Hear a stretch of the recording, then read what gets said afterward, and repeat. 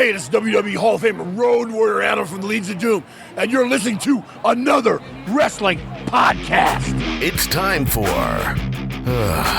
another wrestling podcast. Are you ready to beat the man? You have to beat the man. The champ is here. If you're the man. Give me a hell yeah. What the Rock is cooking. Woo. Yes! Woo. What? Yes! Woo, woo, woo. What you gonna do when Hulkamania destroys you? For the benefit of those with flash photography, Would you please shut the hell up? Oh, yes! Ooh, yeah! that was what was best for business. The kid to dig that sucker! And that's the bottom line, because Stone Cold said so. Have a nice day! With your hosts, Steve Credo and Jonathan Benjamin. All right. Welcome to another wrestling podcast. This is episode 48, and I'm Steve Credo. I'm Jonathan Benjamin. And Jono, can you smell that? Well, yeah, I just didn't want to mention it to everybody listening. No, not that. The smell is the future. Are you sure it's not what The Rock is cooking? No, it's the future of wrestling, Jonathan. I'm talking about NXT, baby. We never have it, not even once mentioned NXT yet. Well, how ironic is that? Because today we're going to be speaking with former NXT superstar CJ Parker. He's going to be live in the AWP studio, so what better way to kick off the future in the NXT episode than having CJ Parker on? That's right, Jonathan. And guys, girls, parents, children of all ages, thank you for joining us today. Jonathan, really quick, for anybody who just tuned into us for the very first time ever, it's the first episode they're listening to, episode 48. Why should I go back and listen to any other episode? Well, to hear my velvety smooth voice, first of all. Hashtag Velvety Smooth. Velvety Smooth, that was my nickname in high school. It really wasn't, but go back and listen to episodes 1 through 47, because we are unlike any other wrestling podcast out there. I know that we say that we're just another wrestling podcast, but really, we get into the tough questions. We talk about the things that you, the fans, want to talk about. We talk about, championships. We talk about pay-per-views. We talk about Royal Rumbles. We talk about worst gimmicks. We talk about anything that's a water cooler topic about wrestling. So we're not going to tell you what you saw on Monday on Raw. We're not going to tell you what you saw on Lucha Underground or TNA, because you already saw it. So why would we talk about that? We really like to hammer this point home because we think we're doing something unique here. We're doing what you want to hear. So go back and listen to all of those other shows. And Steve, what else can they do while they're doing that? Jonathan, the best place, the mothership of all our shows and everything that we do is another wrestling podcast.com. There you can find all of our links. But most importantly, guys, if you're listening right there right now, get on your smartphones, get on your computer, like us on Facebook, follow us on Twitter, follow us on Podbean, do all that stuff, because we need you guys to like us and follow us and help spread the message that you're listening to another wrestling podcast. Now, Steve, I like where you're going with this, but I'm going to also tell you guys, please, you got to do one more thing for us while you're already at your computer. You got to subscribe to us. And we're on so many things right now. Some that I even forget about. So, Steve, you'll just have to let me know if that's the case. But you can subscribe to us on iTunes, Stitcher, TuneIn, YouTube, and Player FM. Did I forget any? No, yeah, that's pretty much the gist of it. I mean, instead of saying go to itunes.com//space:\, whatever, just go to anotherwrestlingpodcast.com. Look at the top right. All of the links are on the page. Come on, guys. It's 2015. You know what to do. pretty much, right? Yeah.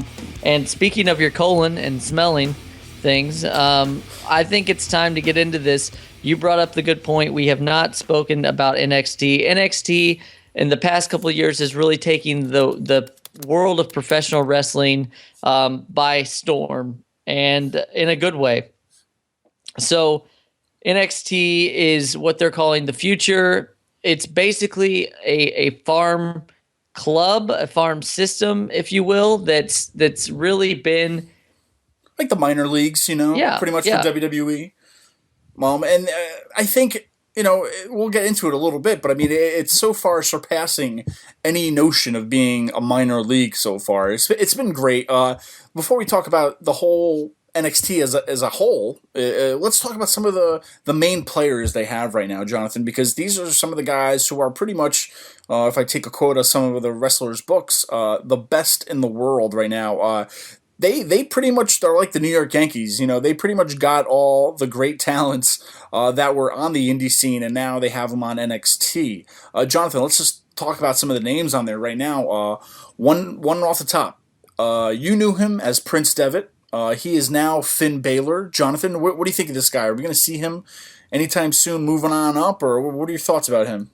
It's one of those things that I enjoy NXT so much that I'm not so concerned when these people will get called up. I know there's this big thing, like if they don't get called up to WWE, then they're not successful. And I'll tell you right now, the person that goes to NXT has already made it. You know what I mean? Like they're doing something right if they've got the eyes of NXT looking at them. So I'm a big NXT fan. I think that Finn Balor is amazing.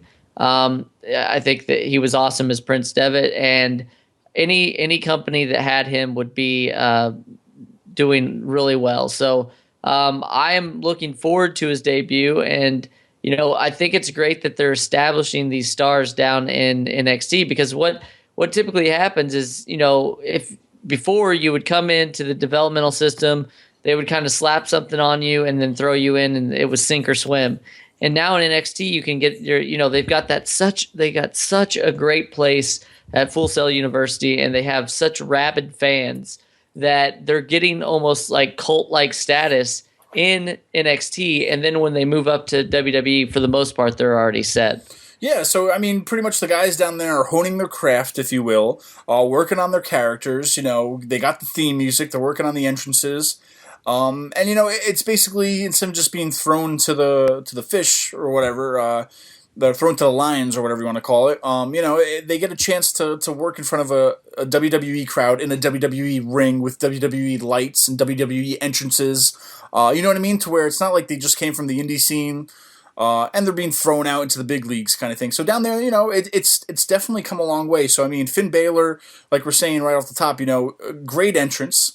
I'm kind of missing the body paint, though. I know he's doing it for like the big matches, but I hope eventually when he does move on up, we get to see him every week with something like that. But I get it to where you kind of have to stretch it out a little bit, save it maybe for the pay-per-views, and then each pay-per-view, fix the paint, make it different, make it new. But I mean, I'm a fan. He's probably my number one guy right now, and I cannot wait for him to move on up. But Jonathan, there's more than just Finn Balor down there in NXT. Let's talk about some of the other guys that are there that are the best in the world. Who rings a bell to you that could be possibly one of the best in the world? This gentleman, and I use that term loosely, Kevin Owens, the former Kevin Steen. This is a good example of WWE taking somebody that everybody said would never make it to the WWE. He's obviously talented. He's obviously, great on the mic, but he doesn't have that typical wrestler body. So to have him come in and really, he's already the NXT champion. I mean, that's unreal on his, pretty much his debut. He beat up his best friend Sami Zayn, and then went on to challenge for the championship.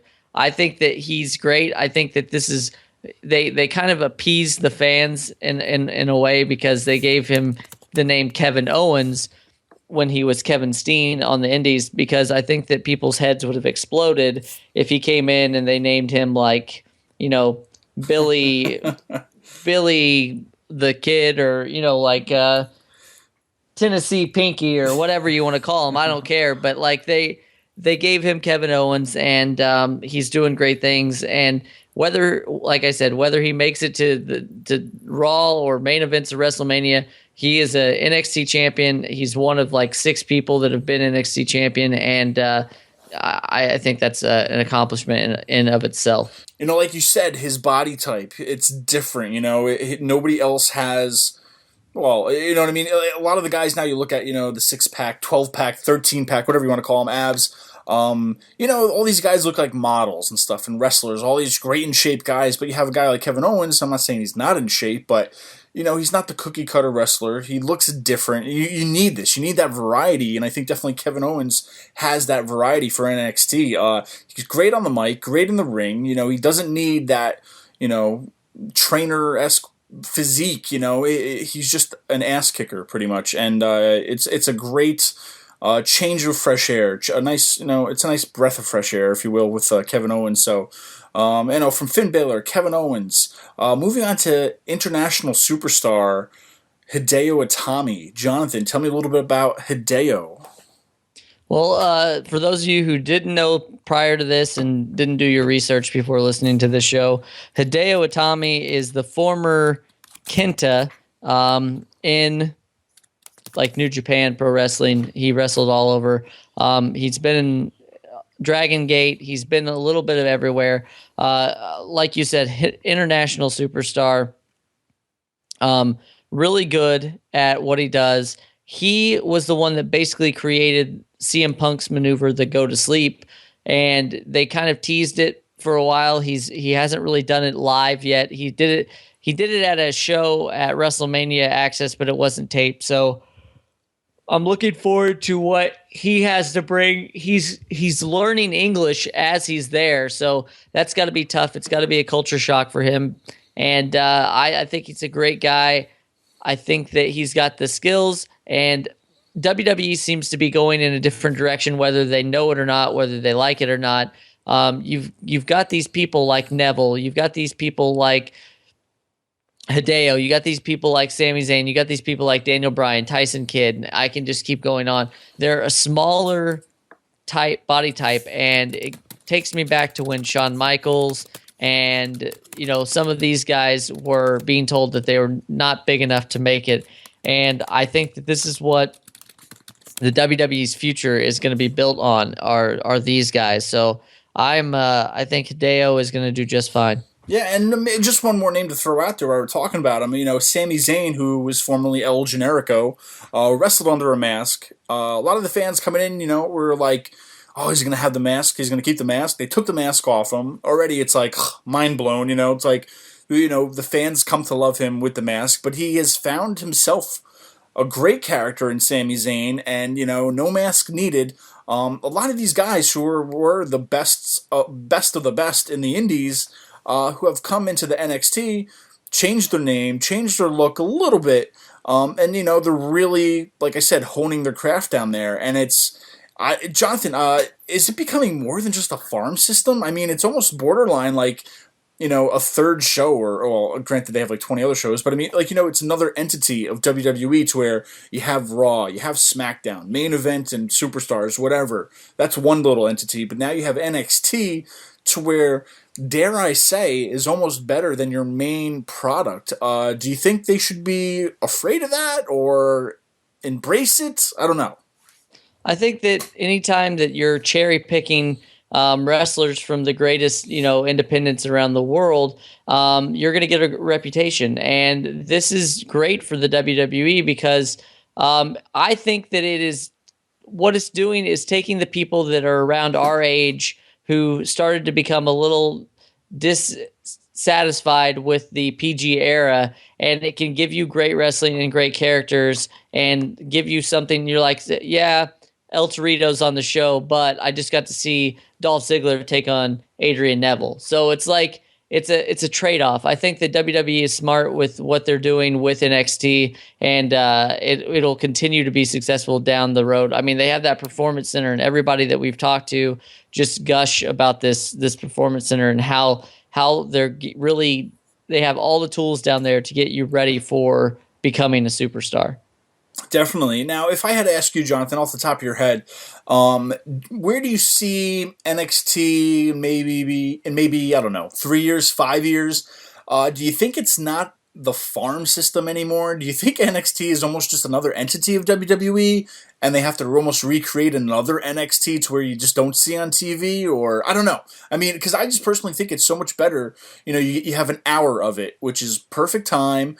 You get enough in. You're not sitting there for 3 hours to where you get borderline bored sometimes because it's just too much wrestling. I don't know. Do you think it'll ever be anything different than what it is now, or that they'll have to change it? I don't think that they'll have to change it. I think the only thing that they'll do that will help them is actually to take it on the road. There's been some rumblings, some rumors that may happen. And what that's going to do is right now they pretty much stick to Florida. I know they went out to Santa Clara for WrestleMania, but that's a no-brainer. But they stick to Florida, and what happens whenever you stay in the same place for a long time? You start to become complacent. You start to, get a comfort there. And I think that'll not be good for some talent that may be struggling with the live event experience. So if they take the show on the road, they get people out there, they get people interested all over the world, then that's definitely going to help. And it's going to give those students real world experience that they may not get at a place like Full Sail, where if you get over there, then everybody loves you, and that's just that. So yeah. I don't think that there's anything that they really have to change. I'm looking forward to. I know that the ESPN is going to do a thing about NXT, and I'm looking forward to that as well. All right, and since we are talking about NXT, I think it's probably a good idea to throw it to the interview. I had a chance to sit down with CJ Parker, a former NXT talent. He is currently wrestling all over the independent scene, so I'm looking forward to talking with him again in the future. But right now, let's talk to CJ Parker.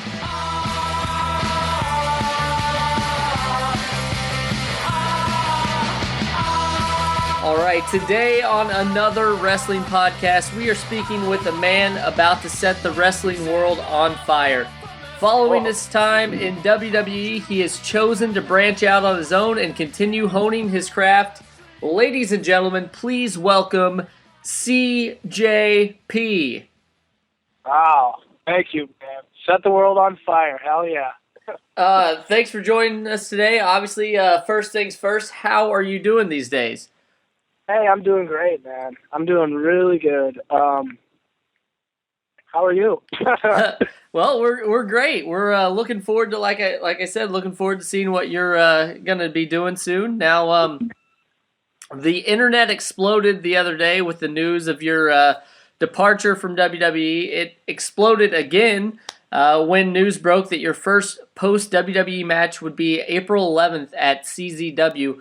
Are you looking forward to this match? I am definitely looking forward to this match, big time, man. I've got a lot of friends that have been through CZW and have told me a lot of great things about it. And I never got the chance to work there before I was with WWE, but it was always somewhere where I was like, hey, what are they doing over there? Something I wouldn't mind being a part of. And this weekend, I get to be a part of it, and I'm really, really excited. Now, CZW is a well-known, highly competitive independent promotion. Now that you're free to go anywhere that you'd like to go, where are some of the places you'd like to compete? Wow. Well, CZW is one of them. I hear, I know a lot about AAW in Berlin for Danny Daniels. That's a great place. There's also Dreamwave Wrestling in LaSalle, which is very close to my hometown. So I'm always going to have and I got a good start there, so I'm always going to have a special place in my heart for that place. I hear a lot about PWG, and I'm fucked. Oh, I almost cussed there, sorry, but I'm really excited to see if I ever get a chance to go there, because that place is awesome, entertaining. Other than that, I don't really know. I'm just kind of like learning as I go, and kind of just taking it as it comes. All right. Well, Tom Petty. Northeast NXT rather was notorious for picking some of today's best independent talent out there, but there's still a lot of great independent talent out there. Who are you most looking forward to working with now that you're on the independent scene? Wow, another great question. Well, the Young Bucks, dude, I want to get in there with them. They're insane. I watch, and I know some of these people they're not really like independent guys, because they're, in New Japan or working for TNA or Ring of Honor and all that, but also Kenny Omega is somebody that I think is just out of this world awesome. I know this is TNA, but EC3, I'd like to work with him. Bram from TNA, he's cool. Just, everybody. I want to work with everybody. I want to meet all the good brothers all over the world and get in there with them and have great matches and drink a beer afterwards and talk about the business. That's what I'm all about, man. Well, that sounds amazing in itself. Now, like we said, it's kind of been a whirlwind for you. You're getting out there. What are some of your goals for, let's start off small, the rest of just 2015? What are some of your goals? Well, I want to make a name for myself, and I'd like to prove to the world that I'm good and that I have talent, and I want to do it the old-fashioned way on the small shows, medium-sized shows, even big shows all over the world. But I just want to prove myself and let everybody know that the journey's just getting going. So. Okay, so we're gonna hit the ground running. Hit the ground running. That's giving me. Yeah. Now, sell a couple T-shirts along the way. You know what I mean? Yes, you do have a Pro Wrestling Tees site, and you have 4 shirts up now, correct? Yeah. Yep. There's 4. And how it's just prowrestlingtees.com / what's the handle? CJP. That's what I'm going by. Yeah. Okay. So let's rewind a little bit, because I feel it's kind of one of my goals here is to try to get people's Wikipedia pages up to date and all this stuff. There's not a lot that they have on you, and I know that you've been working your butt off for a long time. So let's rewind a little bit. When did the wrestling bug bite you growing up? Oh, what was that again? Sorry. No, you're fine. When did the wrestling bug bite you growing up? Was it from birth, or did you when you were a teenager? How did you get interested in pro wrestling? I started watching wrestling when I was 8 or 9 at a babysitter's house, and I fell in love with it right away. Everybody at that time wanted to be a wrestler, because it was, the Attitude Era was getting going, and even when I was 10 or 11, and the Attitude Era was really, really going. All the kids in my neighborhood, we'd wrestle in my backyard or my friend's backyard, and we would just impersonate, the guys. And as we got a little older, we created our own characters and stuff. But then, before I know it, I'm 16 or 17, and all my friends, they don't think wrestling's cool anymore, and they're on to other things. But I still love wrestling at that age. And then at that point, I start to go to independent shows, and I look around. I'm like, hey man, I think I could maybe do this. There's guys all different shapes and sizes. I think I can get into this, at least at this level. And that's how it started. And I just I hit a couple roadblocks when I first started training. I tried to get trained by a few different people, and it was, for whatever reason, didn't work out. But then I ran into Truth Martini, and I ended up going to the House of Truth, and it was a great decision. And he started training me. He trained me from the ground up, and taught me everything I needed to know to get going. And I love him for it. All right. Now, who were some of your favorites growing up? Obviously, Shawn Michaels is somebody that I think is awesome. I was a big fan of Chris Jericho, WCW and like early WWE. Bret Hart, awesome. Stone Cold. Those are if you ask anybody that's like 20, 23, 24, 25 years old, they're going to name the same people I am. But those are the people that, really affected me. The Hardy Boys, Edge and Christian, The Rock, just all those guys. And then as I started to get a little older, then I started to discover like older stuff. So, or even just not older stuff, but maybe 94 when I was like 5 years old. So I really couldn't, I didn't have quite the grasp on it. So like Mr. Perfect, Randy Savage, Ricky Steamboat, all those guys. Those are my guys, those are my favorites. All right. Now, when you started to train to become a pro wrestler, what were your initial thoughts going into it? What were you hoping to accomplish? Like, was your immediate goal, like, I have to get to WWE someday, or was it just like, I want to try this and see how it works and then, go from there?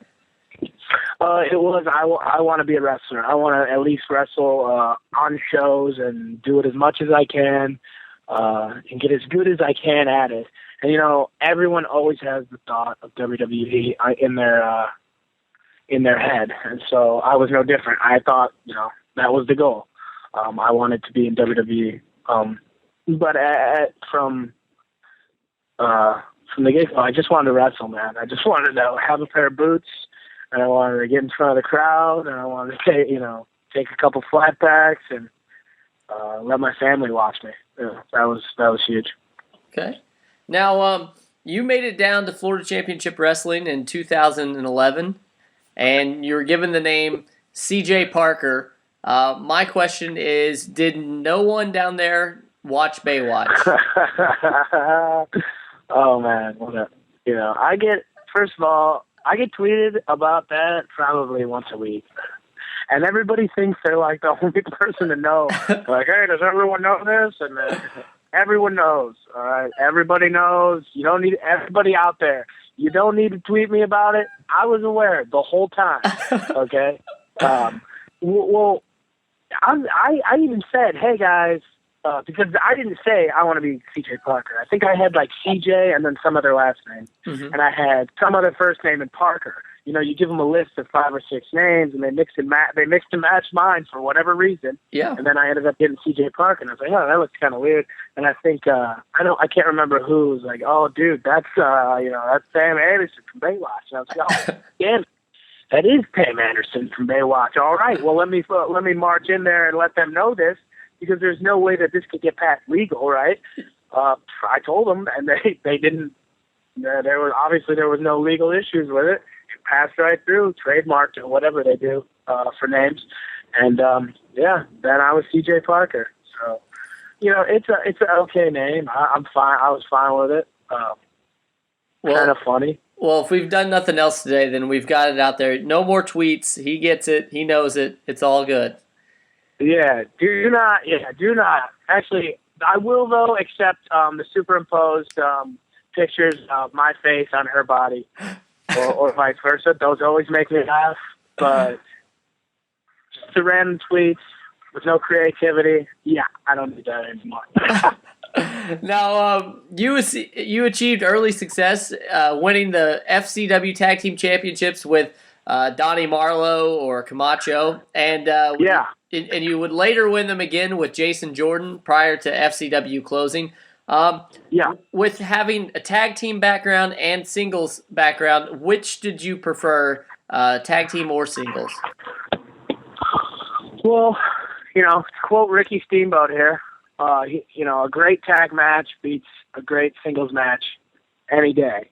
And, I believe that. But I think that tag matches are a little hard. You got more moving parts. You depend on 5 guys counting the referee instead of just 3 in a singles. But I think, I just like it all, man. I think I like a good tag match, but I like a good singles match too, But I think if I had my choice, I like singles matches.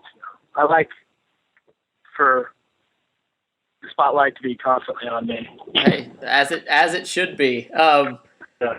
We just mentioned you were in FCW, and then you moved on after it closed down. It went to NXT. What were the main differences of the two kind of seemingly different promotions? Now, a lot of people who didn't have their eyes, let's say, on FCW at the time because it was down in Florida and there wasn't a lot. It was on a few stations, but not as over as NXT was. So, what were the big differences between FCW and NXT? Oh, dude, the huge thing is just everything was bigger. Every single thing, the roster got bigger, the coaching staff got bigger, the production got bigger, the facility got bigger, the standard or the what was expected of you got bigger. Everything. It was just overnight. Well, not overnight, but over a few months, everything just grew. We were like a small version of our TV tapings went from, kind of there's a camera there and it's a little different than our live events to, okay, now this is NXT and this is a mini Raw in a sense, because that's what an NXT TV taping is, man. A lot goes into it, and it was out of the frying pan into the fire, here we go. Now we're doing it. And it was awesome. It was very cool. It was a great, great, great learning experience. Okay. Now, obviously, with NXT came the new giant performance center. Yeah. What was that like as far as training goes? You trained, you said, with Truth Martini, and I'm sure it wasn't as nice as the performance center. So what is that like for somebody who's listening to this that thinks, man, I'm training out of a gym or whatever? Just explain what the performance center was like for us. Well, to me, though, I think, training in those small, like a small little, whatever it is, a warehouse or a gym or an armory with just a ring is the way that you should learn, the way you should cut your teeth, Mm-hmm. I said, but the performance center, that's to get to step foot in for the first time ever in a ring in the performance center, to me is like, oh, come on, man, that's not fair. You gotta earn it, I think, because it's so incredible. The Performance Center, it's huge. It's 7 rings. There's a crash pad ring where you can work on stuff that you're not quite sure on, stuff off the top rope or big time moves. And it's incredible. But I don't think the Performance Center. I don't think there's going to be a difference. I think if you make it, you're going to make it. If you're going to be good, you're going to be good. If you're going to learn and love wrestling, you're gonna. And you're going to do that in a small little warehouse in Tampa, or you're going to do that in the, multi-million-dollar performance center in Orlando. At the end of the day, all you need is a wrestling ring and the want. You know what I mean? Yeah, absolutely. But if you do want it and you do love it and you are going to give it everything you got, the Performance Center makes it really easy. It's a one-stop shop. They got every single thing that you need to be a great pro wrestler there. Okay, now when you got down to NXT, they kind of started the Moonchild character. Where did you have input on that, or was that kind of just said, hey, let's try this and see if it works with you? I think that's always what it's everything is kind of like, here's an opportunity. Here's let's try it. Let's see if it works. And I know I broke my wrist and I wanted to come back a little different, so I asked about the dreadlocks because I've always thought dreads were sweet. And they said, yeah, man, try it. So I tried that. And, I've always kind of been a fan of colorful gear, and I think they saw the colorful gear, saw the dreadlocks. I think the song, my entrance music was kind of like a Jimi Hendrix-esque song. I think they just saw that and they were like, well, all that means that the lighting should look like this. And then, somebody's like, well, it could kind of be. And then before you know it, you're the Moonchild and you're dancing on the way to the ring. So it wasn't a conscious decision. It didn't just start. I wasn't CJ Parker, the young kid in FCW, and they didn't go, all right, we want you to be a hippie ready to go. It wasn't like that. It was bits and pieces, somebody says something here, somebody says something there. I come up with an idea here, somebody comes up with an idea over there, and it just kind of evolves, and it kind of just takes shape. And it was what it was. It was another great learning experience. Well, you started off in NXT as a fan favorite. Everybody was really digging the CJ Parker. And no, I don't think they were. well, I mean, most of the people that I talked to, and I'm obviously a minority here, but like we all thought it was going pretty well. Obviously, you have different things that you saw, but then they decided to kind of turn you as a heel. What were your thoughts about that? Were you happy to have that opportunity as well? Well, I don't know if I think it was kind of like, that's what had to be done because, I came out and the Full Sail audience is awesome, man. And they'll let you know exactly how they feel. And, you come out and I debuted with Tyler Breeze pretty much, and we kind of started doing some stuff. And he was very character-esque. I was very character-driven, but the Tyler Breeze was what they latched onto, and then I was the foe then. So, of course, right out of the gate, I was the guy that they wanted to see get beat by Tyler Breeze. So, and he was supposed to be the bad guy. I was supposed to be the good guy. It ended up being the other way around, which is cool. And so the fans started, to not like me. So I had no choice but to, change and adapt to that. And that's where the dancing, fun-loving hippie guy came into the left-wing, liberal, self-righteous, take care of the earth, you people are terrible, bad guy. Okay. And I thought that was better. Then we started getting the reaction we wanted, so it's all, yeah, but I had to be CJ Parker, the multicolored dancing guy to turn into the next version. It's all evolution, and you can't have one without the other. Absolutely. Now you're gonna have to pardon this very ridiculous pun that I'm about to throw your way, but lay it on me, man. Lay it on me. At NXT, you spent a lot of time breaking in, debuting talent, literally, as it seemed with Kevin Owens. You broke his nose with the vicious third eye palm strike that you have. And you also broke in some other people, such as Solomon Crow. They were debuting with you, I guess. What does it feel like to know that they have enough faith in you to help these new guys that have already got somewhat of a following, but they need a good match out of them, and they chose you? Well, it's a compliment, and it's it can kind of be a little bittersweet because you know that they think enough of you, and they know that you know your way around the ring, and you can get in there and you can move around for them and do a good job. But at the same time, you want to be the guy that's highlighted. At least that's why I got into wrestling, Mm-hmm. And when you're not for a little while, it's all right. But then it starts to be like, I got to change something, maybe I got to step away. Maybe I got to go out and, show everybody that, there's big star potential in me too. And, I could be the guy that's highlighted. And, if we don't see it right now, that's fine. That's no one's fault. Wrestling's subjective. It's not, there is no right or wrong. It's, you look at it and if you like it, you like it. If you don't, you don't. But maybe that's kind of why I wanted to leave for a while, maybe come back with a fresh coat of paint, or maybe I'll catch on somewhere else. Who knows?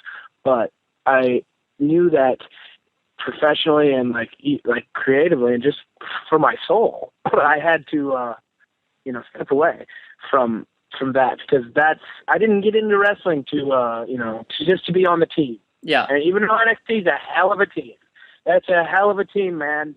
I don't want to be the guy that sits on the bench and comes in the eighth inning as a double switch because we need a relief pitcher. That's not why I came in, man. I want to bat fourth and knock in some RBIs. You know what I'm saying? So in order to do that, I think that I needed to step away, maybe go out, see the world, get some experiences that I don't have, really earn it, come back, and maybe come back. Who knows? In a couple of years, and then we'll see. Maybe we revisit it. Okay, now we're winding. That was really long and drawn out. I'm sorry. No, it was great. You were there. That's what we want to know about. But we're winding down. I know you're a busy guy, but what would you say was the thing that you learned most from your time in WWE? Wow. Whew.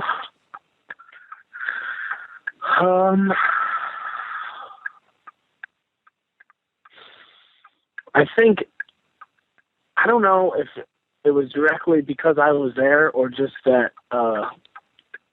if it's just being in wrestling and just being in it longer and longer, you learn more and more.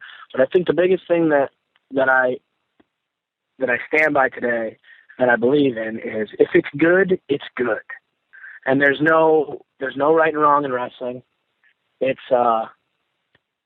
can be done. Pro wrestling can be done 1,000 different ways. To me, it's a lot like music. And Garth Brooks. I don't really care for Garth Brooks, but I like Kiss. They're both really good, but they're both really, really different. And that's the way I look at wrestling. Terry Taylor has a view on wrestling. His view on wrestling is correct. It's good. He's right. But Billy Gunn has a view on wrestling. It's true. It's right. It's good. But they're both very different. They both came up in different times, and their ways worked for them. If Terry Taylor tried to be Billy Gunn, it wasn't going to work. If Billy Gunn tried to be Terry Taylor, it wasn't going to work. So that's just like the biggest thing that that I know now and that I believe in is you got to be yourself. You gotta give the world what's inside of you, and you got to be you. And if it's good, it's good. And what gets you over isn't going to get anybody else over.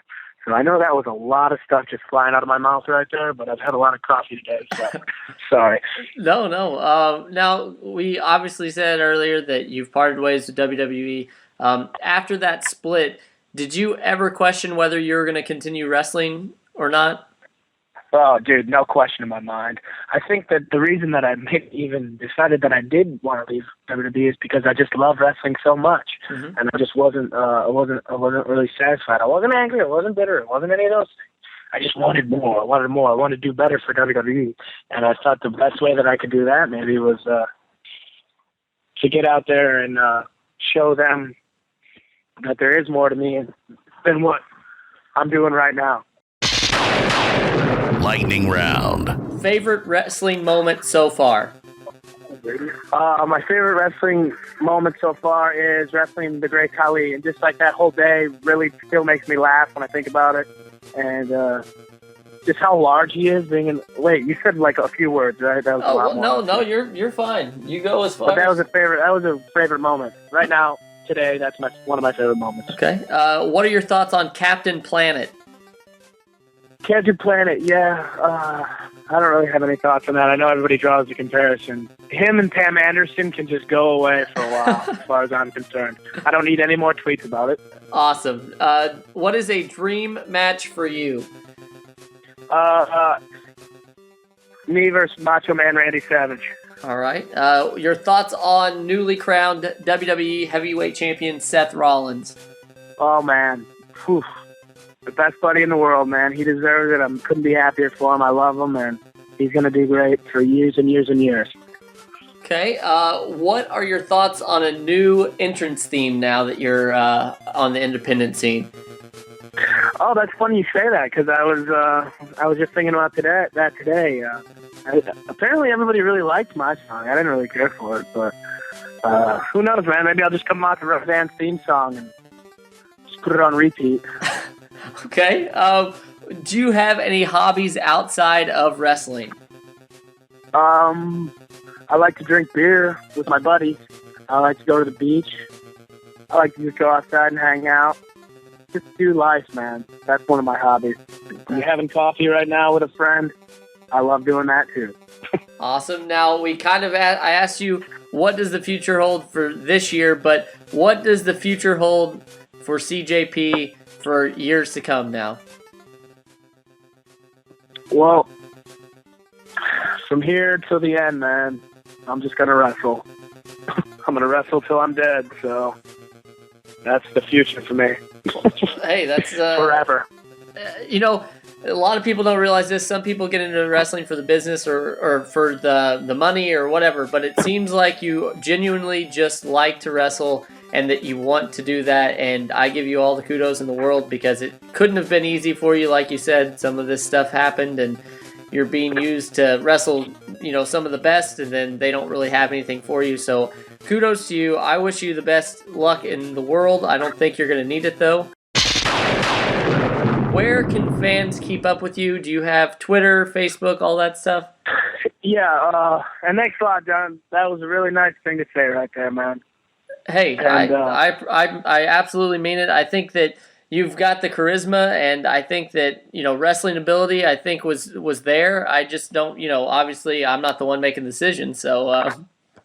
Yeah, it's all good, man. It just didn't work out at that time. Who knows? Who knows what the future holds? But as far as the websites and all that stuff, my Twitter's at WWE Moonchild still. I'm not really sure how I changed that handle. I don't know if I want to because I like that blue check.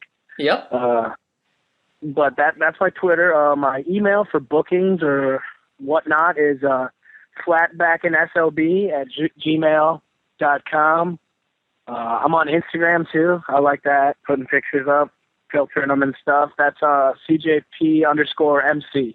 Okay. And that's pretty much all I have. People are telling me to get a Facebook and whatnot, a YouTube channel. And man, I can't even keep up with what I'm doing right now. So who knows?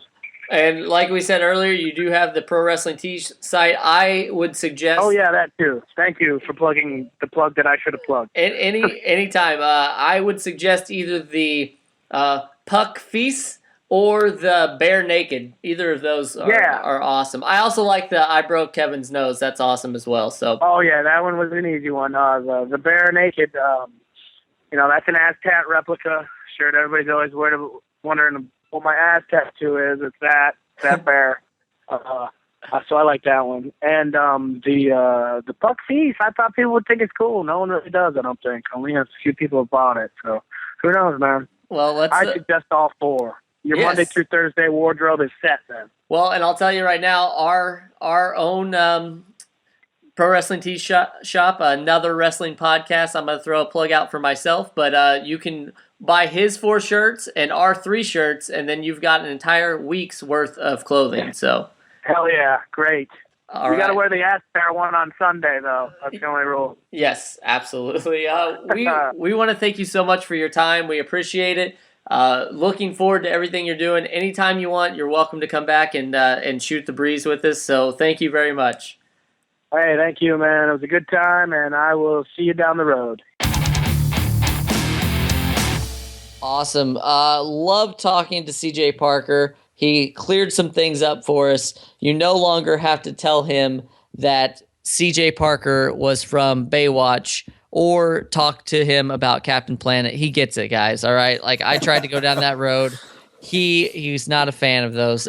So Steve, I wouldn't say he necessarily graduated from NXT, but we've had some graduates of NXT, and they are really taking professional wrestling by storm right now. I think that's the second time that I've said that this interview, but I really like that phrase. So the first one that I want to talk about is your new WWE World Heavyweight Champion. That is Seth Rollins.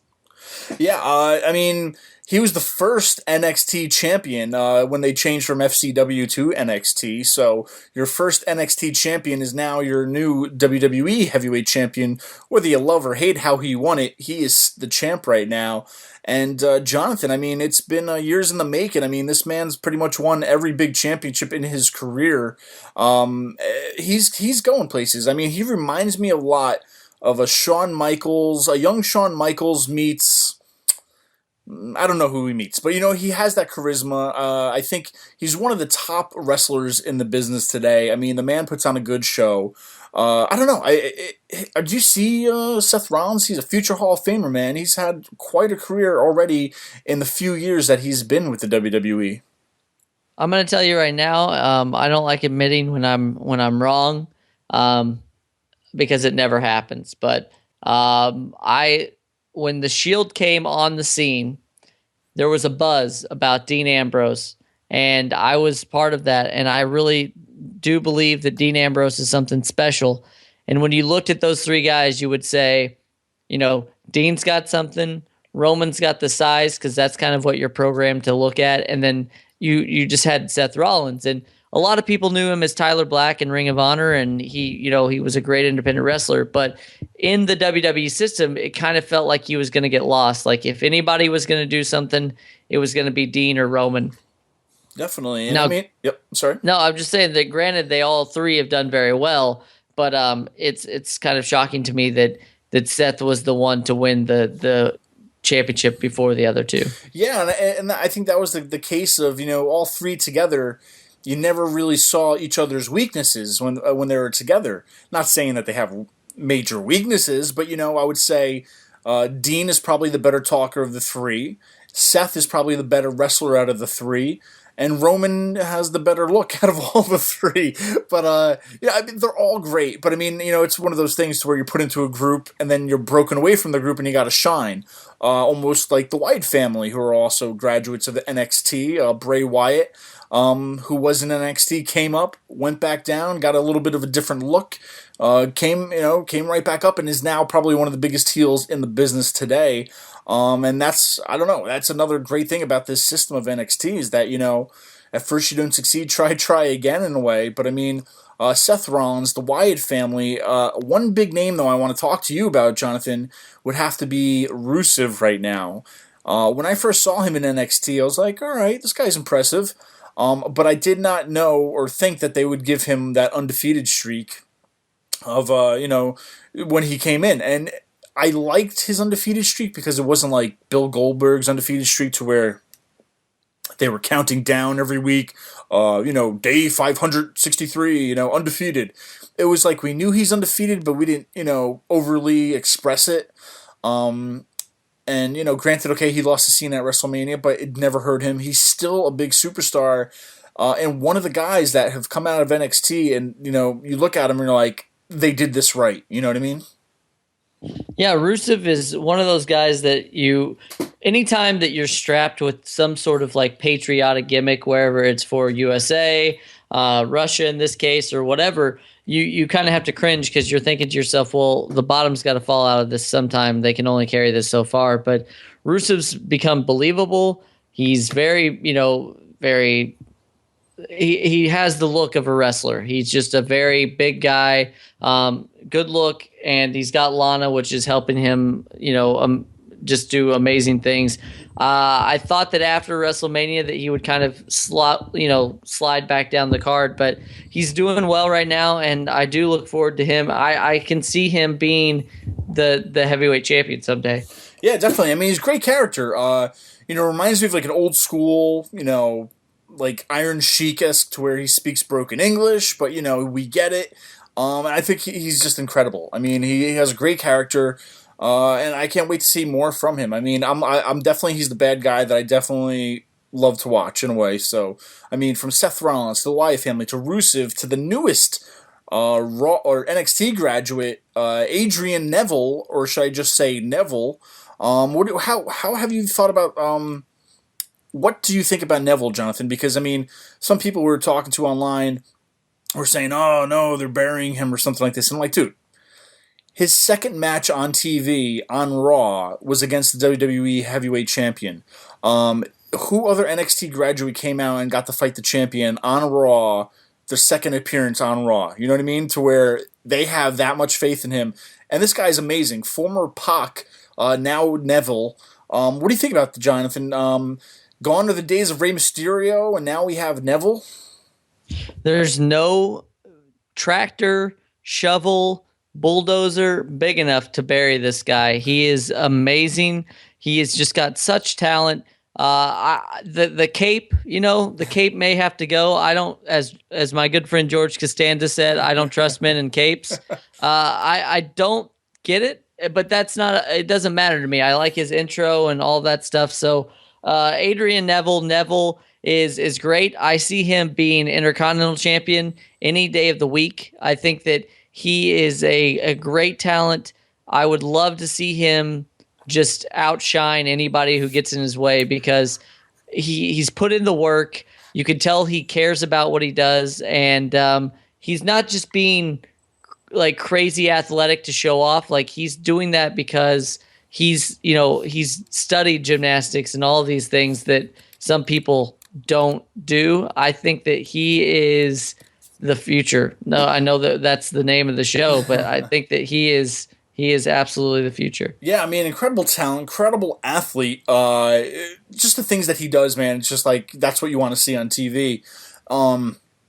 But for guys like him, it amazes me that we haven't brought the Cruiserweight title back right now. And I don't see the Cruiserweight Championship as being a thorn in anybody's side or being, looked down as bad. I mean, I think for guys like him, it fits perfectly to where, I would love to see the Cruiserweight title on him and see Cruiserweight matches again to where they're fast-paced, just matches like this, not necessarily have to be spot fests, but, just fast-paced, crazy matches with their athletic ability. And I could name a handful of guys that could be in that division, and it would just be something to watch every week, Yeah, I think that there's a stigma that the Cruiserweight title is less than or whatever, but that's the whole point of having weight limits on these belts and stuff, because UFC people does it, yeah. Yeah, I mean, like people like Brock Lesnar is never going to go for something like that. So, and I think I don't mean to cut you off, but I think they ruined it when they gave like Rey Mysterio the heavyweight championship, and it's where like the little guy beat this big guy, and I get it, I really do, but at the same time, it's just like no, you know what I mean? Like you want to make it believable. There's no way I'm still believing that he could ever beat him in a way. So, I mean, from your Cruiserweight Championship to your Heavyweight Championship, they're both the big titles in your weight division, and I would kind of like to see that, because right now especially, a lot of these guys coming in are definitely not Brock Lesnar, and that's why Brock Lesnar is your spectacle of sorts, because all these guys in NXT, if you look at them, besides maybe Rusev, to where he's not even that big, he's just bulky big, but you know what I mean? There's no Andre the Giants anymore. The whole new class of system are smaller guys, faster guys, more athletic guys that could do stuff that I don't think they ever imagined of doing in the 80s. But I mean, what I'm trying to get to, Jonathan, is that I would love to see the Cruiserweight Championship back for guys like Neville. It'll blow my mind when they bring it back, because I would be such a fan of it. Well, and when you talk to people about like, what did you like about WCW, and like, if you think about the Monday Night War, you had the NWO running wild, you had all this stuff, and yet everyone still talks about the great matches put on by Dean Malenko, by Chris Jericho, by Rey Mysterio, by Eddie Guerrero. So there's definitely enough people that would like it. I think the younger kids would get behind it, because that's the more like athletic, the flips, the kicks, all that stuff. So I think that WWE may be doing their fan base a disservice by not capitalizing on those sorts of things. And I wouldn't even care if they took the Intercontinental Championship and made that their cruiserweight. Like just say, okay, yeah, if you're gonna go for the Intercontinental, you have to fit this mold. You know what I mean? Because Luke Harper doesn't need to be Intercontinental Champion. I'm sorry, but he does. Yeah. And I agree with you too. Hell yeah, if they want to do that's fine, as long as it's for like those kind of guys. And I kind of would like too, is like I think TNA was doing it, where their X Division champion, when they hold that belt, they can also then fight for the heavyweight championship. To where it's almost to where it doesn't happen a lot, but then that's the only time where you'll ever see the cruiserweights fight the heavyweights, to where you have to be a champion to fight a heavyweight kind of thing. I don't know. I'm just throwing it out there. But anyway, it's NXT tonight, guys, and see how much on a ball we can keep rolling with all these topics, to where how much fire we have inside of us, Jonathan, to where we just want to keep talking about what could happen next with all these guys coming in. And that's what's great, because it's about the future, and the future is now, Jonathan. That's a very good commercial for NXT that they're not paying us. Just remember that. But NXT has not only created a lot of superstars, it's done a lot of good to some of the superstars that are kind of struggling the WWE. If you look back not too long ago, you had the likes of Hunico, and if you guys don't know who I'm talking about, then you're proving my point. Hunico used to be just a wrestler riding out on a bicycle with Camacho, who's no longer in NXT. But he then, after Sin Cara and that whole debacle, happened. And once again, if you don't know what I'm talking about, please get in on the interwebs and look it up. But Hunico then became Sin Cara and went down to NXT, and now you see him with, I want to say Samurai Del Sol, but that's not his name. Is now Callisto. Yep. And they're the Lucha Dragon. So it's definitely revitalized them, like you're saying. Yep. Yeah, he went down there, and you would think every year, whenever after WrestleMania, they're like, "Oh, who's going to get fired?" And it's like, well, it's these people. But then he really made something out of that, and took advantage of that.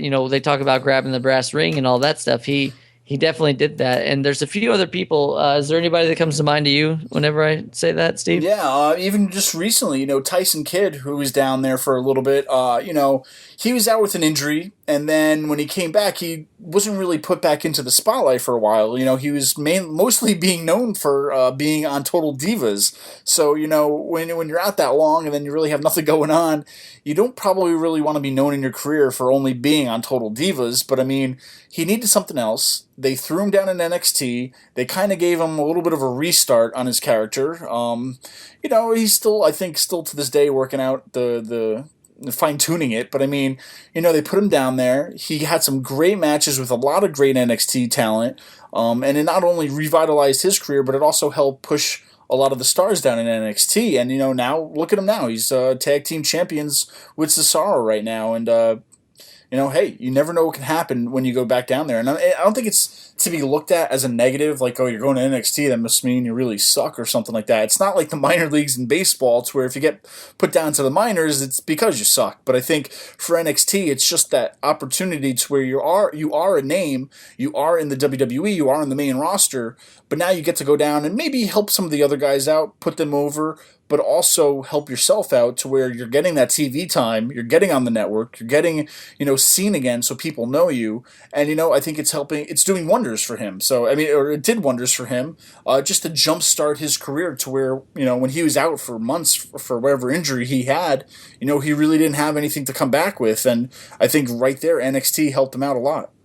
Yeah. And we talk about NXT like it's some sort of like phantom thing where nothing can go wrong and it's just this great and wonderful place, and for the most part it is, but you have to realize that it's still a system that is solely up to the people in charge and the fans. And when NXT started, there was a gentleman by the name of Leo Kruger who was there. Kids and people who don't know what I'm talking about, please look it up. Like I said, I'm not making this up. There was a gentleman by the name of Leo Kruger who was like a South African hunter. That was his gimmick, and that wasn't so great. Yeah. So they said, we're going to repackage this guy, and we want him to kind of be like Russell Brand in all of his movies, and out popped Adam Rose.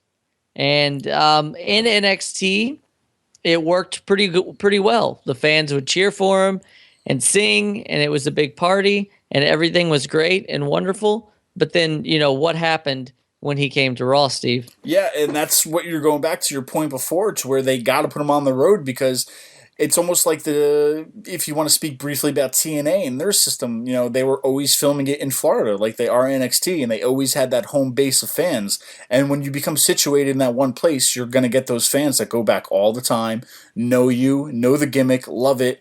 And for him, he was in this small place, small arena, to where, the cult fans knew it, got it, loved it. And he's thrown into the Lions, and, not everybody in WWE, or not everybody who's watching Raw or who goes to Raw events probably don't even have the network, or just don't even watch NXT, and they didn't know him. And so they're like, wow, this is great. Everybody loves us on NXT. Let's put it on the main show quick. Hurry up before, we lose this momentum. And the thing is, the momentum wasn't there for him. It wasn't, granted, I loved it. I was a fan. I was on the Rosebud Express. I was all about it. But it's just like, when he was put into that big environment, it didn't translate the way it did down there. And that's the thing, to where a lot of these guys coming up, like Adam Rose, I guess they did the vignettes, which was good to get him to kind of like, oh, guess who's coming to town? Okay, I get it. But I don't know. It's just one of those things, swing and a miss. It's one of those things that I guess you just got to keep trying to work on, or what. But what I'm scratching my head out too is I just want to take a little bit of a back step to where you have Neville. Now, a few months ago, it was Adrian Neville, and he didn't have a cape. He had a different entrance. Now he's on Raw, and he has something totally different. So it's like you're honing your craft down in NXT, but now what it looks like what they're doing is like, okay, when you come to Raw, we're dropping one name, or we're giving you a little bit of a different name, a little bit of a different nickname, we're giving you a different outfit, we're giving you a different entrance, or something like that, but I don't know, Jonathan, the whole Adam Rose scenario, we definitely could talk about a few other guys real quick too, but I mean, do you think it's just, it looks good on down there, but when they come to the big arenas, it's just not working? Or I don't know how to fix it. How would you fix that? I don't know. Well, with Adrian Neville, I think that it's a pretty easy thing to look at. He went from, let's say there's 2,000 people in Full Sail University. Okay, that's 2,000 people. Then let's say that you have another. Well, there's supposedly over 1 million people that have the network. Okay, so that's 1,002,000 people that watch Adrian Neville on the best day ever. Okay, then when he moves to Raw, that's like 4 point whatever million people that are seeing it. So at that point, they have to make sure that he becomes a household name. And to be honest, Adrian Neville sometimes would be a mouthful, just like, whenever Antonio Cesaro, they just dropped it and they went to Cesaro. Or, Rusev came in and he wasn't Rusev. He was, he had a first name as well. So he was like the Bulgarian Brute and all that stuff. And so then they changed it just to Rusev. So I don't think that it's anything that crazy. I think that they're just trying to make sure that the most people get familiar with this person whenever they move them up to the big leagues. But to go back to what we were talking about, the people that don't look so good from NXT to there, this next tag team that I'm going to talk about, I have no time for. I'm not a fan. They debuted. It was a flop. It's not good, and I'm not. There's nothing more that I want to say about these guys. It's the Ascension.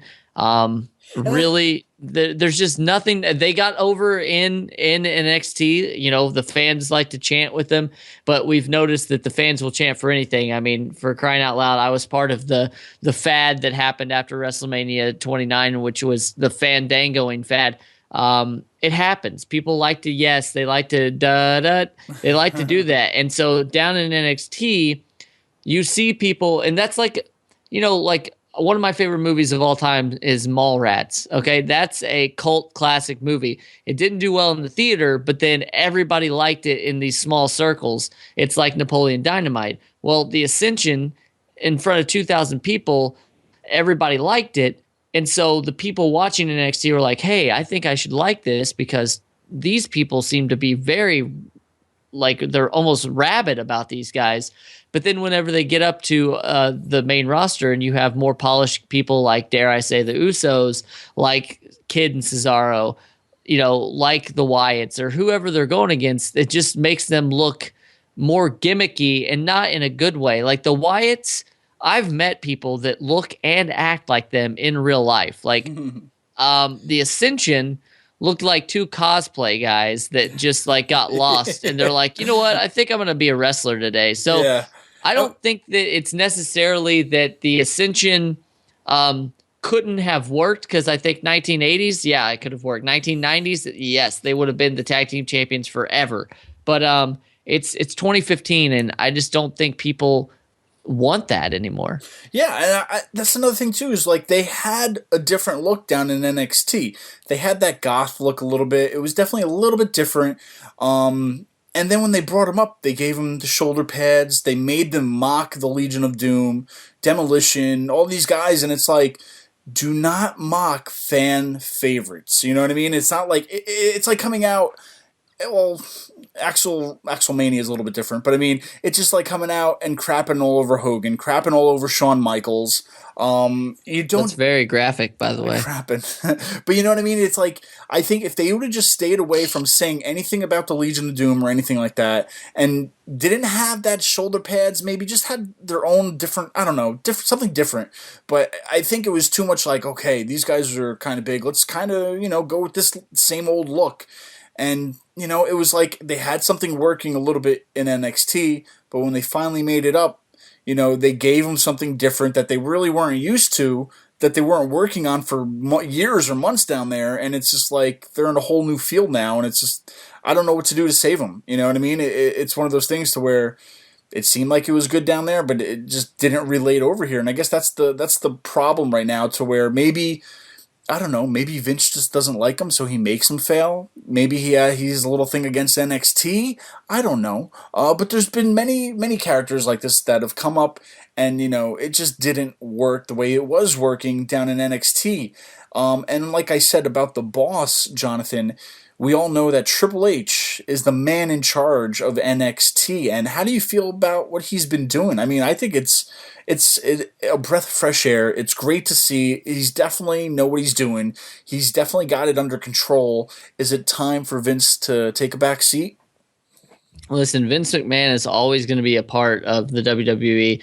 If it wasn't for Vince McMahon, WWE wouldn't be where it is today, and that's just a fact. I think that Vince has still got great ideas. I think that he knows what direction he's going. But as far as NXT goes, if this is what the future holds for professional wrestling when Triple H is in charge, then sign me up, because Triple H has gotten this stigma about how he buries people or whatever.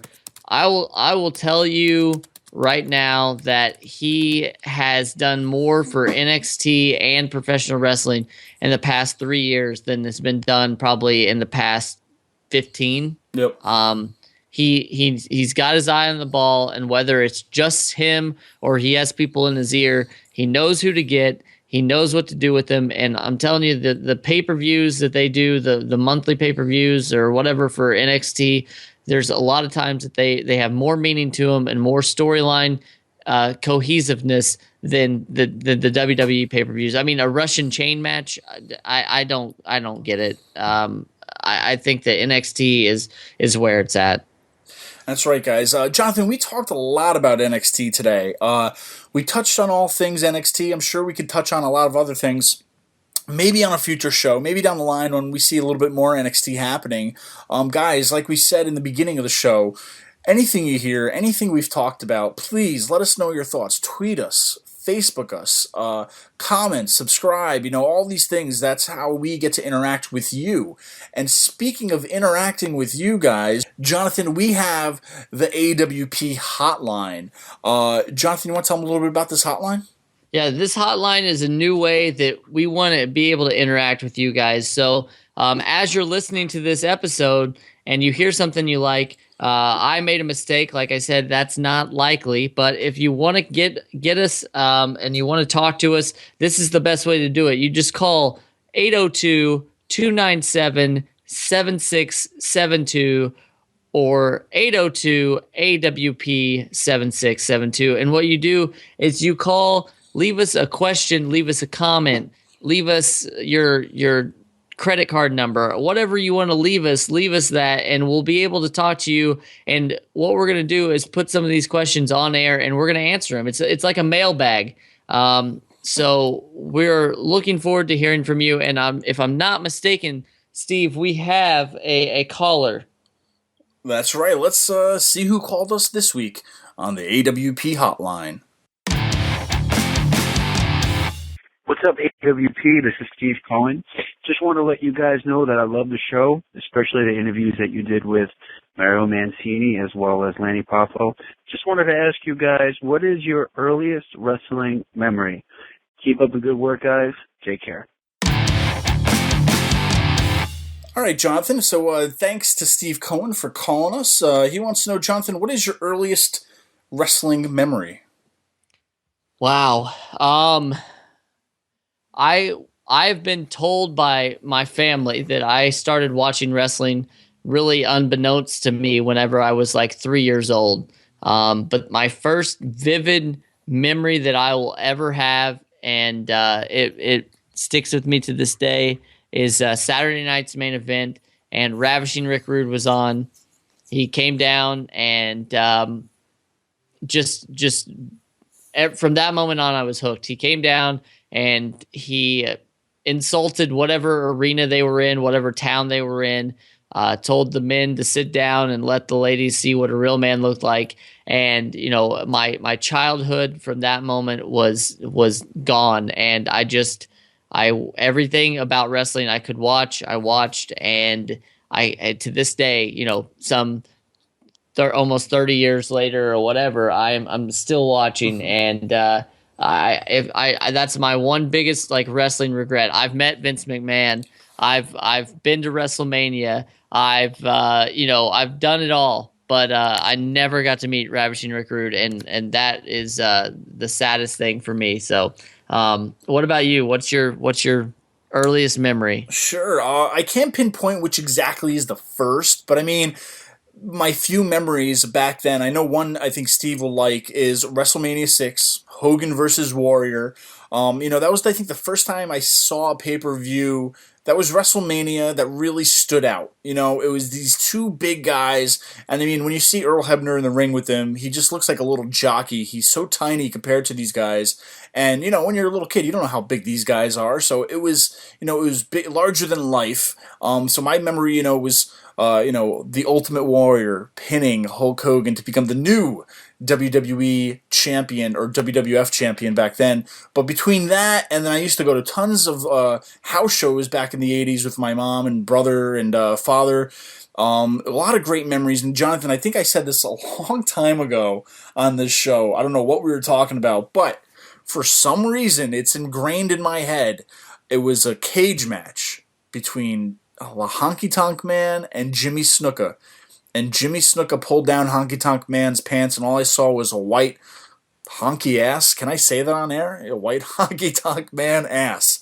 So between the earliest pay-per-views that really got me hooked to the envision of the Honky Tonk Man's ass live at an event, that's one of my earliest memories. And unfortunately, I mean, I wish I had a better one. But hey, you wanted to know. Now you know. Yeah, I didn't want to know, and that's like probably the third time I've heard that story, and it never gets any easier. It never gets any easier. So, Steve, thank you for calling in and asking us that question. If any of you else out there has a burning question that you've always wanted to know, or like we said, maybe you've got a challenge for us, you want to lay down something, let us know. We're ready, and we're here, so call the hotline. Community calendar. All right, guys, June 27th, 2015, the Rhode Island Convention Center, back where it all started for AWP. We are going to New England Fan Fest 5. Guys, this is the place you want to go to this year. NewEnglandFanFest.com. Check it out. Guys can get pre-orders. You will see superstars including Goldberg, Alberto Del Patron, Jim Ross, John Morrison, Scott Hall, Lita, Jim Cornette, Jerry the King Lawler, Eric Bischoff, Maria Kanellis, and a whole lot more, guys. Head on over to NewEnglandFanFest.com. We want to thank you guys for listening today. Every week we create something for you to listen to, and it's absolutely free. We are the Wrestling Fans Podcast, because after all, we're fans also. Help us out by subscribing to our show on iTunes. While you're there, you can rate us and give us a good review.